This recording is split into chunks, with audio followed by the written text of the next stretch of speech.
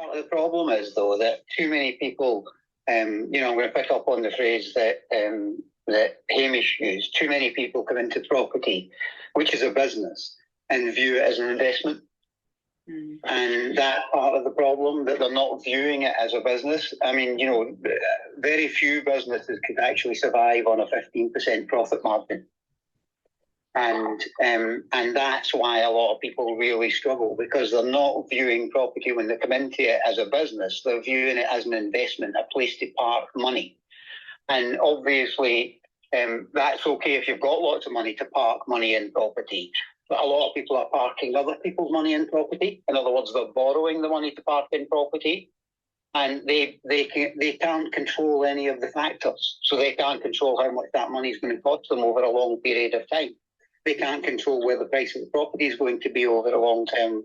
And any business that you're in, the more control that you have over the outside factors, the more successful your business is.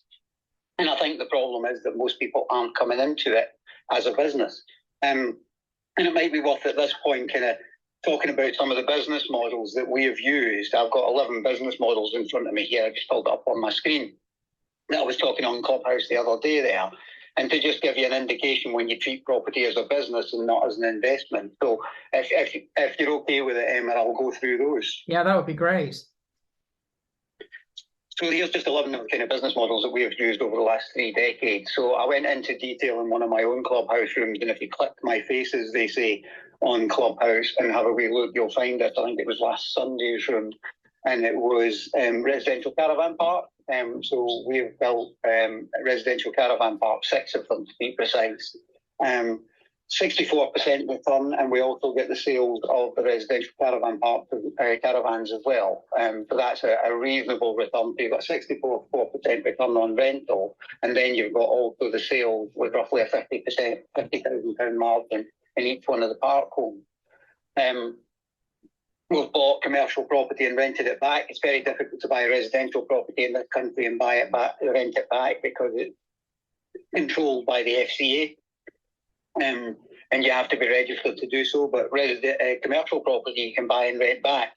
And I was looking at the last one of those that we did, and that was a 200% return. We looked at advertising hoardings. We were quite involved in advertising hoardings. That was a 250% return on what was essentially a rent-to-rent kind of model. Commercial rent-to-rent, the current one of those that we've got, last one in our portfolio as we sell up, because these have been quite popular when we sell them up. And the reason for that is this one's got a 400% return. Following politics, not prices, which I've discussed with you before, Emma. We've 10x'd on that lots of times. Buying directly from administrators instead of buying on the open market. I've got one of those at the moment that's got an £800,000 profit margin in it with £164,000 in it. Buying liabilities as opposed to assets, which is one that always confuses people. Borrowing commercially in terms of getting venture capital into your business, which makes a huge difference, not only from a monetary point of view, but also from the expertise that comes with it as well.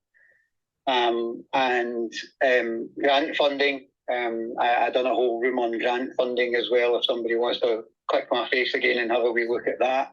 One I was talking about has a 50% return on it, and we sold it for 6 times what we paid for it. Working with local authorities, that's been very profitable with us. And I suppose the most valuable business model in my business has been building relationships with the people that matter.